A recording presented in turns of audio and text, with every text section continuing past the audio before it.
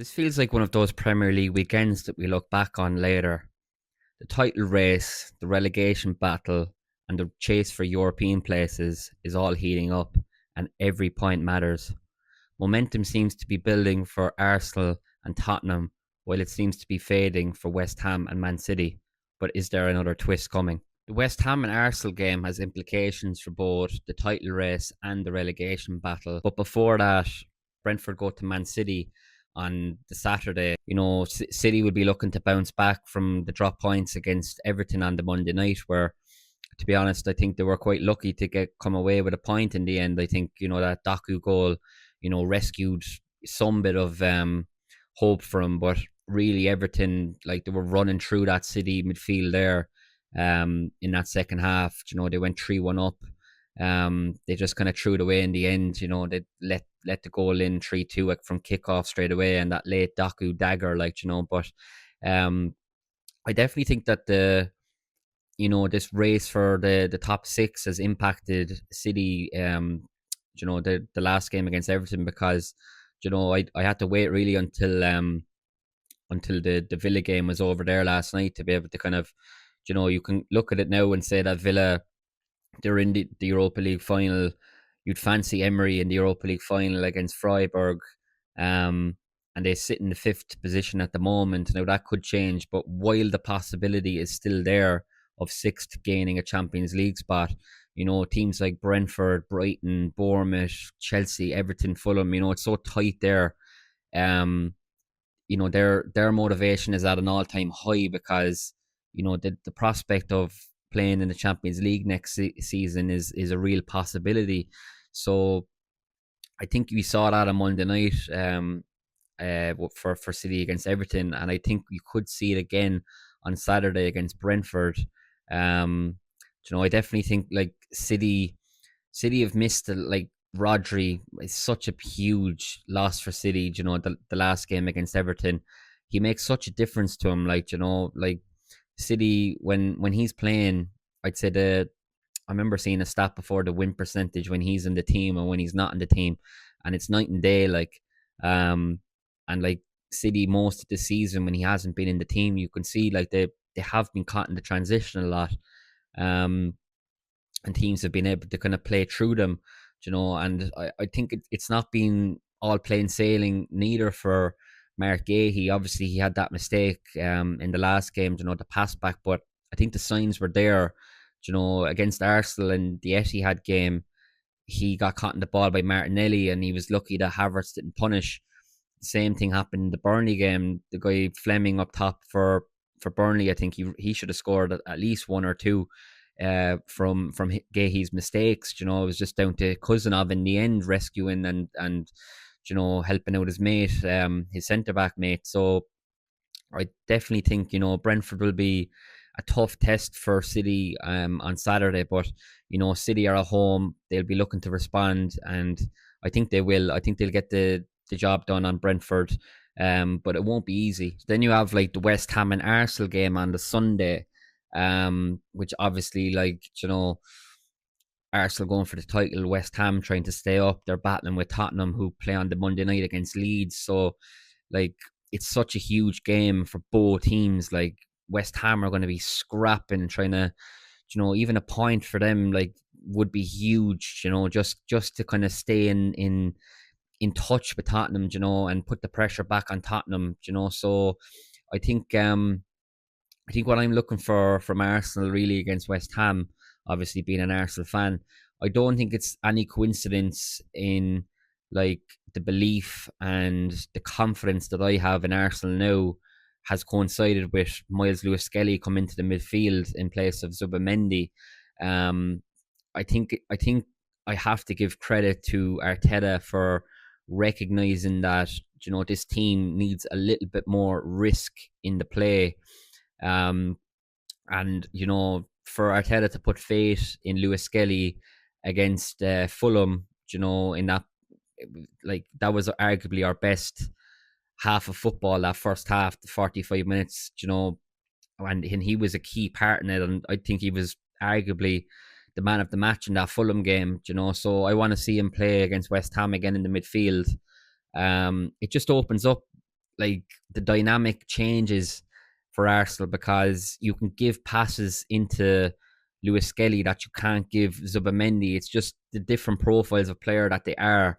Zubamendi is more a six in the sense where you give him the pass and he likes having the play in front of him, whereas Lewis Skelly is more you play the pass into him in kind of most positions, even if there are players around him, he uses his body, to be able to manipulate, and drive into the space. And he's a great ball carrier with the ball, So um, I definitely think like that change has impacted Arsenal, and I want to see more of it. And I think I'm expecting that that he does stay in the team, and it just gives like more space then to Eze and Saka and like the players in attack that can they're not receiving the pass when the teams are in their shape, and suddenly like when Lewis Skelly gets the ball and he drives with it and he passes the ball into Saka or Trossard or whoever early, suddenly they're getting the ball earlier than they would when, and teams are kind of on the back foot more. It just changes the dynamic. I think having a player like that can just drive with the ball, cause a bit of havoc, cause a bit of like, if I beat this man here, then another man has to come across, and then suddenly the space over there is free. Like it's just little things like that I think Lewis Skelly has made a big difference in our play. I definitely think like West Ham, they seem to have lost the momentum at the wrong time. They were going well there for so long, but they went to Palace, I think, on the Monday night not so long ago, where they drew 0-0, and I think like as much as like a point in a relegation battle is not a point, it's not a bad point away from home. Palace were heavily rotated in that game because they had the Conference League semi-final on the Thursday. It was a short turnaround, so I think that was a big missed opportunity for West Ham there. And then they obviously they lost 3-0 to Brentford last week, but like that first half could have went any team's way really. Like West Ham were well in the game. There was so many chances.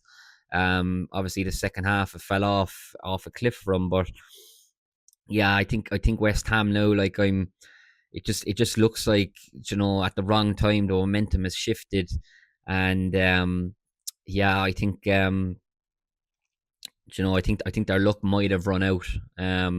So yeah, I'm going to back Arsenal to beat West Ham and to do a favour for Tottenham before they play Leeds on the Monday night. And Spurs, like in fairness now, like De Zerbi, like I have to give credit there. Like I know I'm an Arsenal fan, but I give credit when it's due.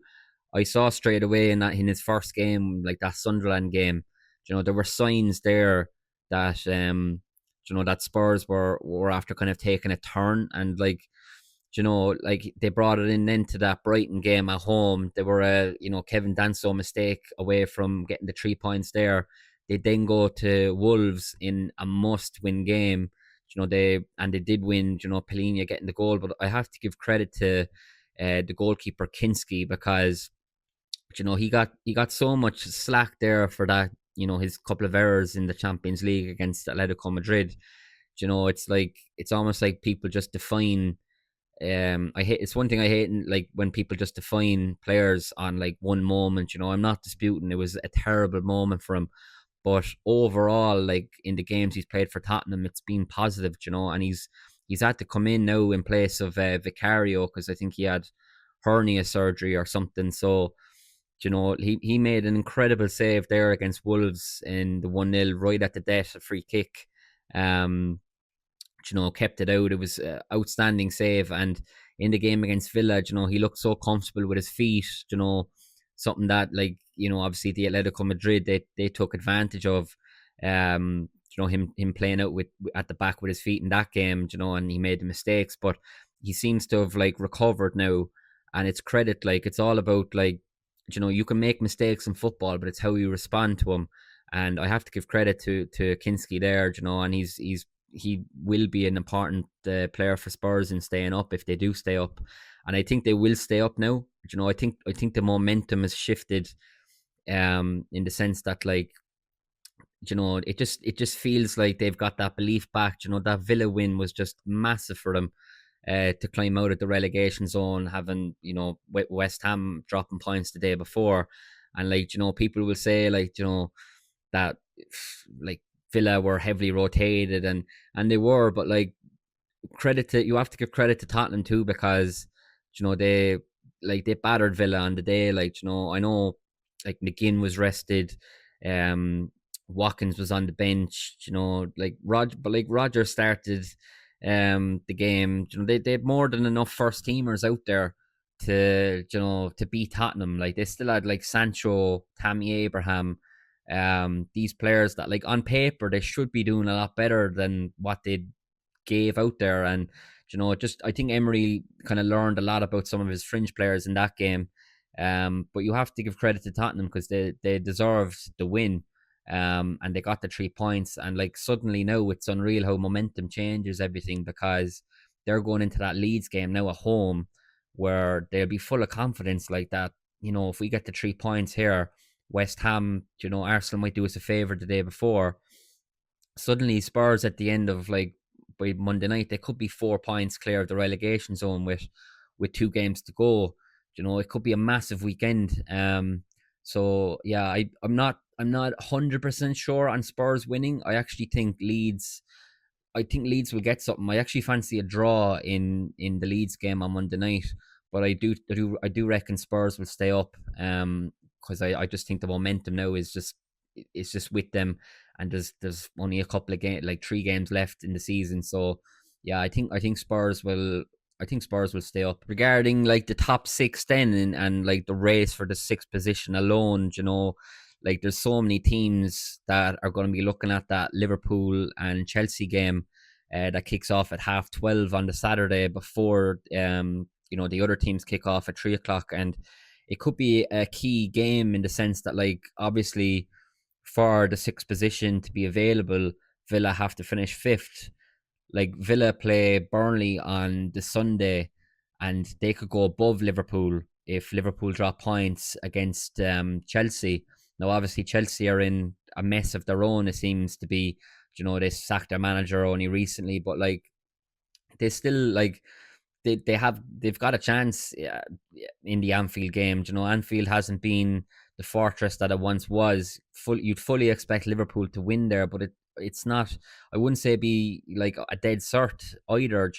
So if Liverpool win that, that means, teams like Brentford, Brighton, Bournemouth, like, they'll be going into the 3 o'clock games. They're like full of motivation, full of confidence, and full of, like, looking at the sixth spot and seeing that it's a genuine possibility. And like, even Fulham, like, the Fulham are, it looks like they're way down, but if they get a win against Bournemouth at home, they'd only go a point behind Bournemouth, who, like, Bournemouth are in a great position at the moment to get that sixth spot. So like, that game becomes massive then for Fulham.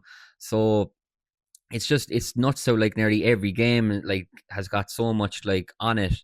you know um Brighton, like, they're playing Wolves. You'd fancy Brighton to win that, of course, and already relegated Wolves. But like, let's say they didn't, and they drop points to Wolves, then, like, suddenly, like, teams like Everton then are back in the mix for with 2 games to go. I think this weekend's Premier League games is just, there's so much going on, and I think it's definitely, like, this season, I think, has been, for me anyway, obviously, because my team is at the top.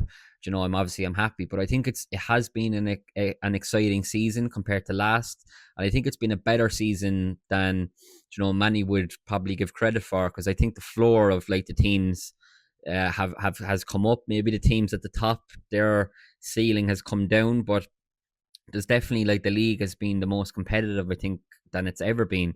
Because, like, last year, the 3 promoted teams that came up, they went back down. Man United finishing 15th, Tottenham finishing 17th. There wasn't even a title race, really. Liverpool walked the league in the end. So yeah, I definitely think, like, this season and this weekend in particular, it's just so important. And I'm excited. I'm excited. So hopefully by the end of this weekend, we could be Arsenal could be another step towards winning the Premier League, and we can look forward then to that Champions League final. So I'm. It's a good time to be an Arsenal fan, but will it be a good time to be an Arsenal fan by the end of the weekend? Will it be a good time to be a West Ham, a Spurs, a Man City fan? I suppose we'll find out. Thanks for watching Let's Chat Football, and I'll see you next time.